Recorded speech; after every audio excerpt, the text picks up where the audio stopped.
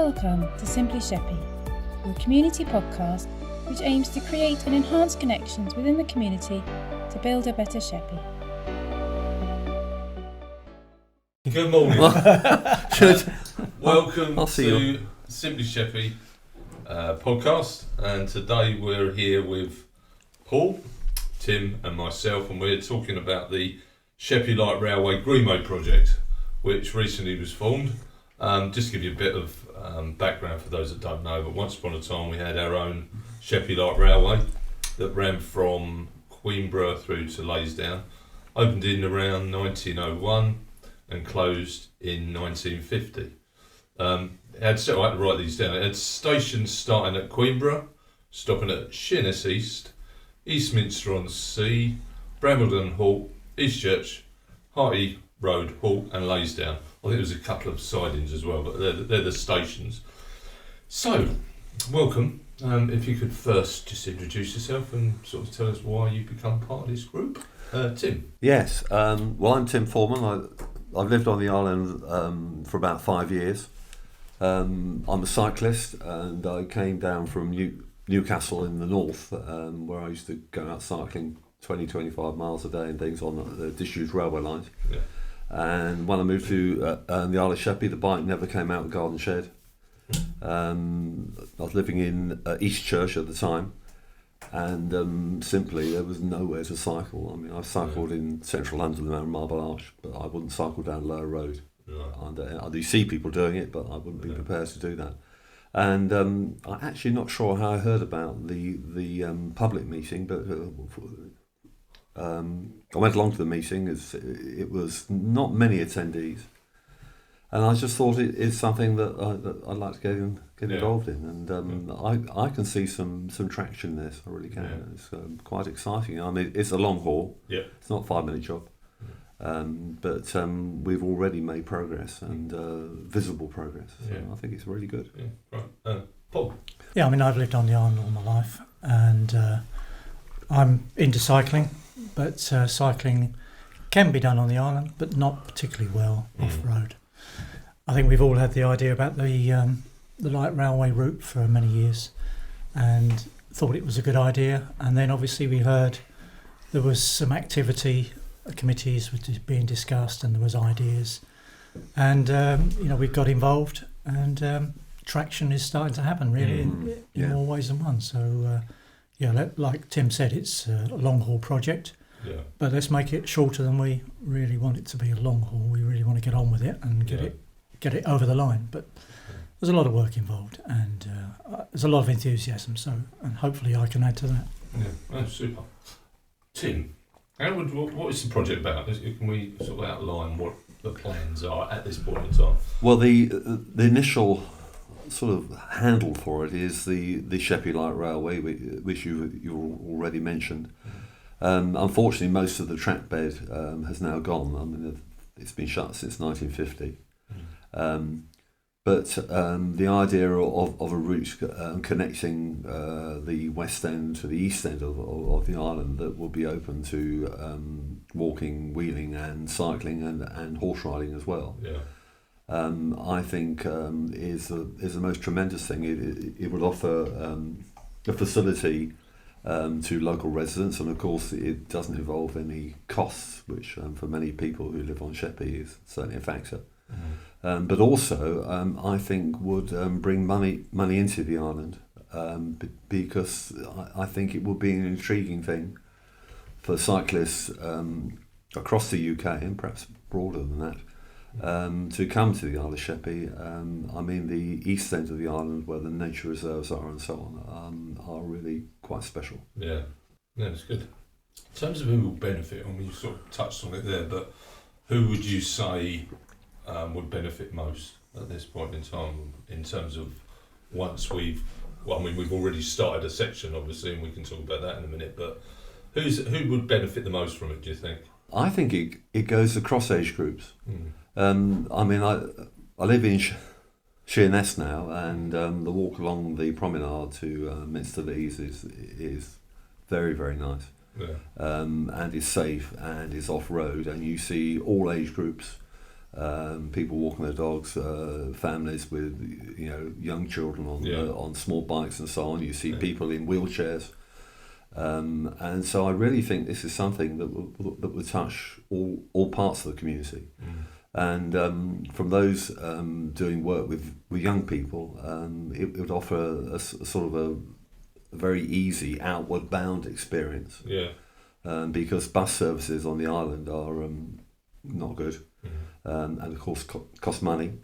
And so you could get a young person, I think, from one end of the island to the other. It's about 7 or 8 miles or something of that sort, which is a very easy cycle run, even for a very inexperienced cyclist.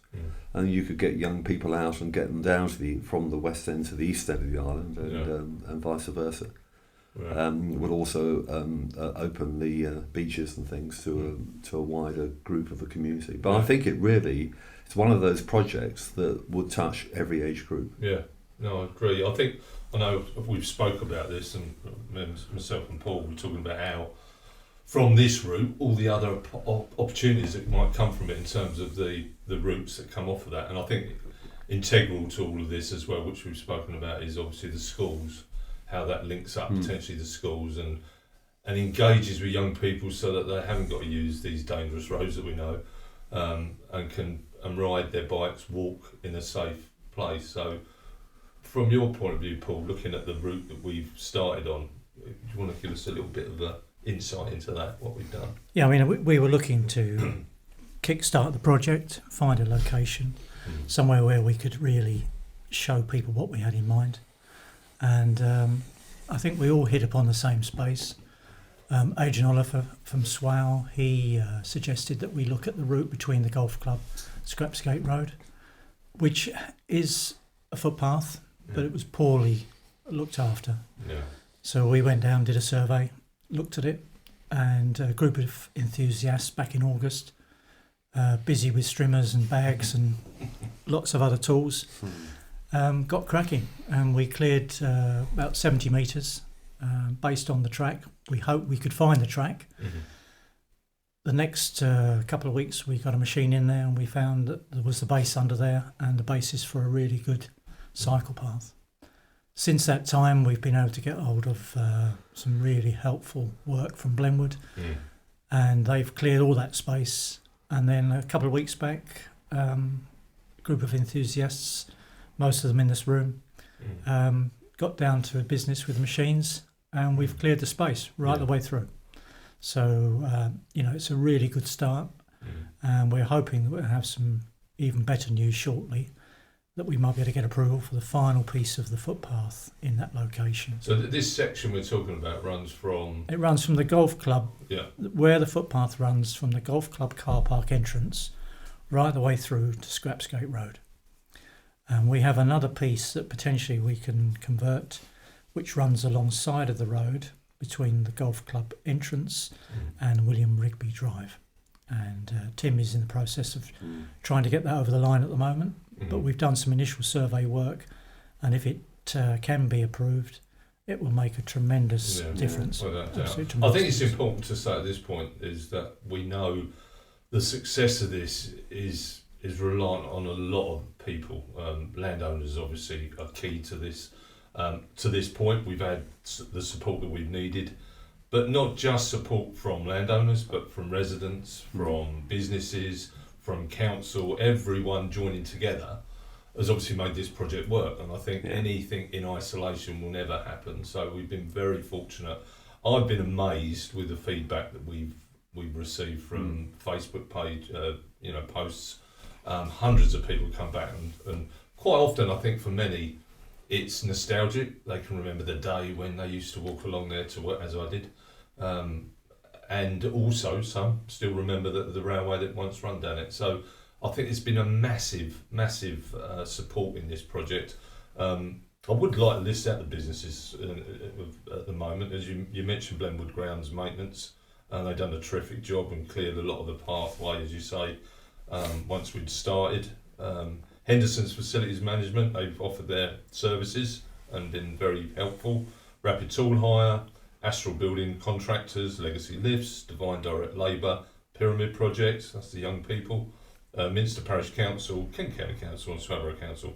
I did need to mention those, and again, it's early days for us, but there's an awful lot of people who got on board in this short period of time, along with obviously the volunteers, which are obviously instrumental in making what we've done so far. So the stage of the project at the moment is we've completed that first bit.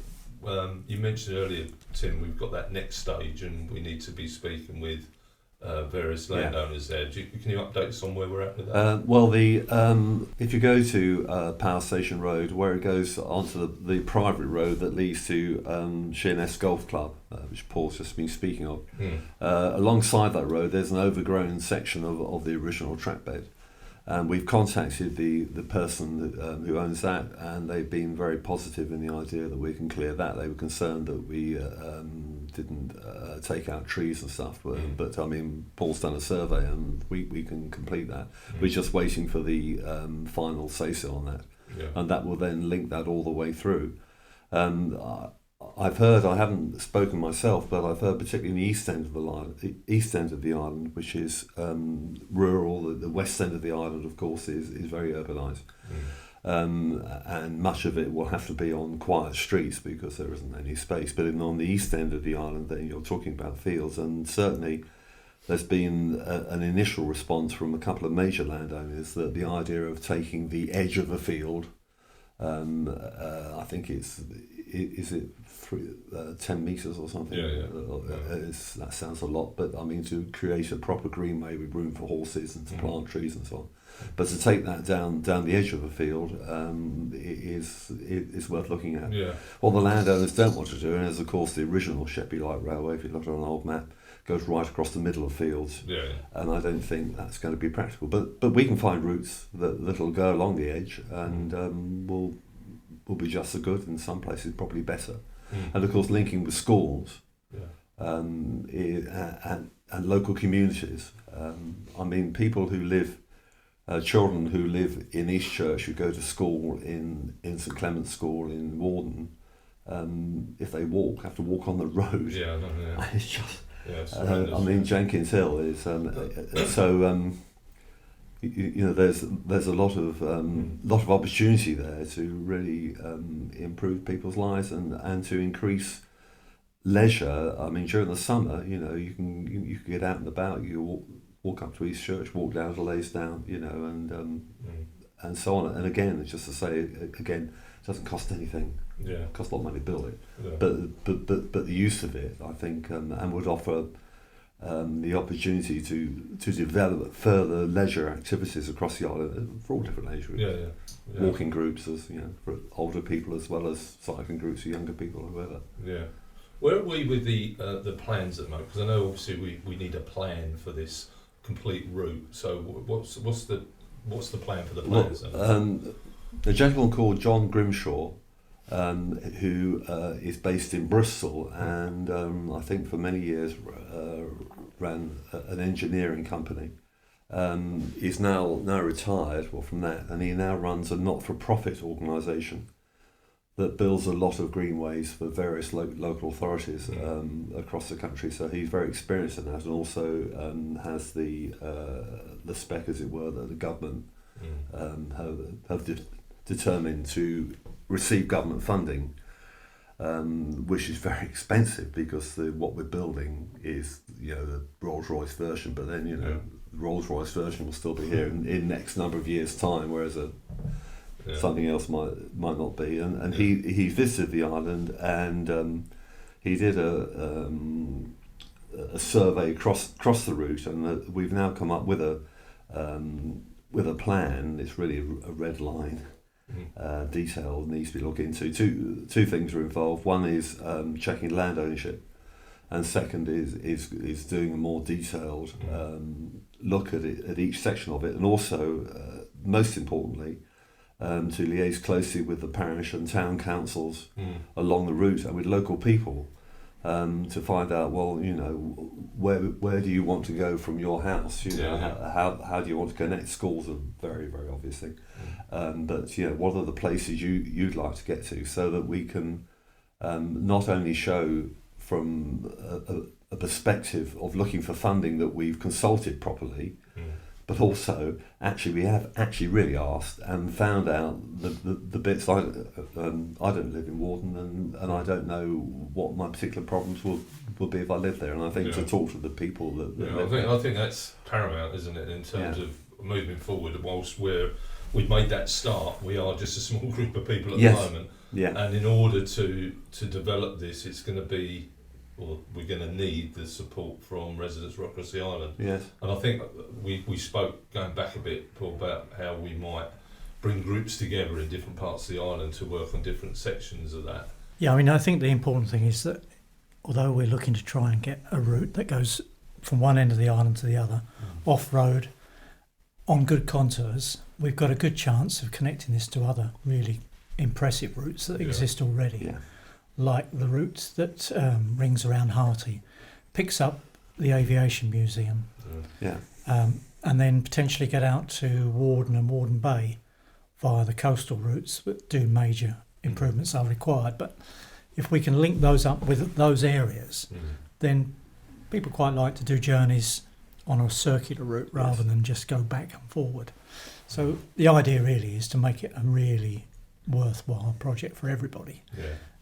But the far end of the island lays down Warden Bay. There really are, the chance in their life every time they get on a bike to get towards East Church or towards Minster. It's not a pleasant ride. I've done it, and the idea really is to try and make that a really enjoyable experience, because I think it will open up everything. Yeah, I think you mentioned about routes as well around the island. Whilst I think it's starting to be developed, there's this coastal footpath that's being developed by Natural England. So again, it's linking up with all these different potential projects and pathways that spread across the island, so that we've got a whole network of safe routes. I think that's, for me, apart from obviously paying homage to the light railway that we once had, is developing routes for safe routes and enjoyable routes. The pathway that we've done already, the amount of people that come back and said, "Oh, it's marvellous! It looks great!" And when you're going to do the next step. And I think that was kind of the next question, really, is how people can help out. I know there's been a lot of people come forward and said, "Look, what can we do? Can we come along and help?" What would you say at the moment, Tim, they need to do in order to sort of be part of this group, if you like? I think the main volunteer input will be maintaining the paths that we've cleared. So, for example, the Scrapsgate Golf Club thing, obviously it's not going to do much during the winter, but in the summer, those brambles, they grow almost while you're washing them. Yeah. And whilst the initial bit has involved sort of heavy plants and stuff, which is slightly tricky for volunteers, I mean, we can organise days with people with garden shears or rakes or things like that to keep it going. The other thing I think would be very encouraging and helpful for us will be for as many people as possible to attend the AGM.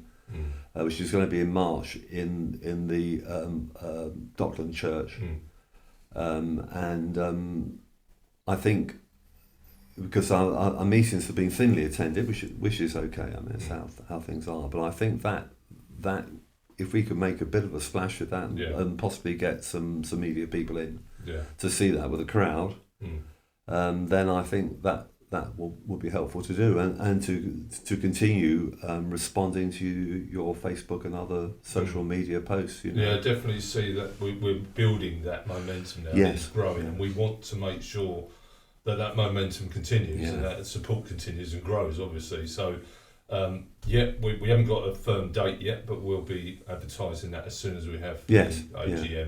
And as many people as possible that can come along will be great. I think that could be quite important. I mean, the other thing to say is that if you do a Google search, Sheppey Greenway, whatever. I mean, Paul, was it talking about 25 years, 30 years ago? Perhaps it's more than that. This was started. Oh yeah. And we've achieved more in the last year than has been achieved in the last, if it is 30 years, I'm not sure how long it is, but something of that sort. And I mean, none of us have got a couple of £1 million in our back pocket, because this is going to be more than a couple of million. It's going to be a lot of £1 million, the whole project. That's not really the point. No. The point is we can show and attract public support for a project that's going to benefit all the age groups, the whole island, and of course bring more people onto the island. It's people's work, physical work. You can actually go and walk down that path now, and encourage people to look on the website. I think we've showed so much what you can do without too much money. In fact, we've done most of what we've done through obviously support of the people doing it, the volunteers, as well as obviously businesses that have supported us financially and in terms of just offering us the equipment to do it. So I think success of any of these projects, and there's many that go across the UK, have all come about as a consequence of that partnership amongst everyone in the community. And if you've got that, I know it sounds corny, but you can make anything happen. And I think that's kind of what we're at the start of, from what I see. I think the major benefit of working on the existing track bit is you've got materials there. You haven't got to go out and spend a lot of money. Now, as soon as you deviate off of that into green fields, that's where the money starts to be needed, and that's where we need to think about serious fundraising. Well, we're setting ourselves up as a registered charity, which is a necessary part of the process of raising significant sums of money. We've had funding from, or we will have had by the end of the year, early next year, funding from both Swale and Kent, Swale Borough Council, Kent County Council. And Kent County Council have made us their number one project. So the political capital is there. None of these local authorities have got very much money, as I'm sure everyone will realise that. But that's not really the point. The point is we've got the public support shown by your responses to your social media posts, and we've got the political support. All the councils along the route we've now visited, and they're all in support of the principle of what we're going to do. There's work to do into determining exact routes and things. And I think there's everything to play for. Yeah, absolutely. Yeah, it's great. Is there anything else you want to add to the scheme of things? We've got Whacker Plate Matt sitting behind the camera today, but he's That's not the really. best name you've called me ever. Yeah, but again, it's Matt's sitting there, but it is demonstrating just how many different people across the community that we've got involved from, as I say, from businesses. And I know I've had an awful lot of people come back from the Facebook pages saying, how can we get involved? How can we participate in it? And I think you've highlighted that a little bit earlier. And I think, don't lose heart. I apologise, sometimes we are only a small group. We are still setting ourselves up. But if we don't get straight back to you, we will, and we'll keep the posts going out. And we do need your support, as I say, for this to happen. So keep your eyes and ears peeled. There'll be more stuff going out very shortly. I mean, one thing we've got a new website. Well, the website looks the same, but it's in a different place. And I will set up a blog post thing. Yeah. And the other thing is the same thing in a way, but what's very surprising and extremely encouraging is that by scratching the surface, I mean literally in the sense of all of a sudden, all these people and companies have appeared, and people have said, well, look, you can have a digger for the day, and we won't charge you anything. Yeah. Well, who would have thought that? Yeah, exactly. And I think some of it, I mean, we mention it, I think every podcast that ever talks about COVID, but coming out of that, I think a lot more people want to become engaged with the outside world again. And I think there's that element of it. We've been shut away, or we were shut away for an awful long time. So the opportunity to develop something that makes people's lives better, and they can walk and experience the outside world. We live on a lovely island. Absolutely, and I think we do need to promote that far more than it's ever been done, I think. Yeah, I think that's the big surprise about the bit we've done already. Yeah. We've all walked along there and gone, wow, this is really nice. Yeah. It is. Yeah, and please, if anyone hasn't been along there yet, use it. I think fundamentally it's important that people start using the pathways as we develop them, because one, they can experience what beautiful areas we have on the island, but also it keeps it open. As you said earlier, brambles grow very quickly. The more people use it, the clearer it remains, and keeps down the input in terms of cleaning it up. The other thing I just wanted to mention as well, if people could be mindful of rubbish. I know we've emptied sacks and sacks of rubbish as we've gone. And now it's clear it'd be great if people would just keep an eye on that. Take the rubbish with you. If you see it, pick it up. But we want it to be nice for everyone, and we don't want it to fall back into I think ultimately we will try and work on a model of other cycle yeah. routes in the country where they've got some nice benches and there are bins and those sorts of facilities where people can stop, have a cup of tea and a picnic and that sort of thing. So And signposting, obviously, Yeah. that's something else we're going to do, aren't we, as we Absolutely. go? So, try and pinpoint where all the stations are so people can get a real feel of what the history of the railway is all about. yeah. But we're trying to open the island up really to enable people to, flight is the big thing on the island. It's very undersold at the moment, and we really would like to link with that. Who knows? Ultimately, we could end up with a nice little cycle ferry across from Harty Ferry to War. Yeah. That would open that back end of That'd the be island up. incredible, wouldn't it? Yeah. People coming cycling up from Canterbury for a day, Yeah. cycle right through the island. Yes. And this is the thing, isn't it? It's what it can lead on to. It Yeah. can develop and grow and grow and grow, and it's all positive, nice stuff, and we want that to continue. Unless you've got any other questions or any other things that you want to talk about today, I'd just like to thank you both for coming along. We will have some more podcasts as we move along and invite one or two of the other team members along to have a chat as well. But thank you for your time today, and keep an eye. Oh, I have to say this bit: like, share, and subscribe. Done. Thank you.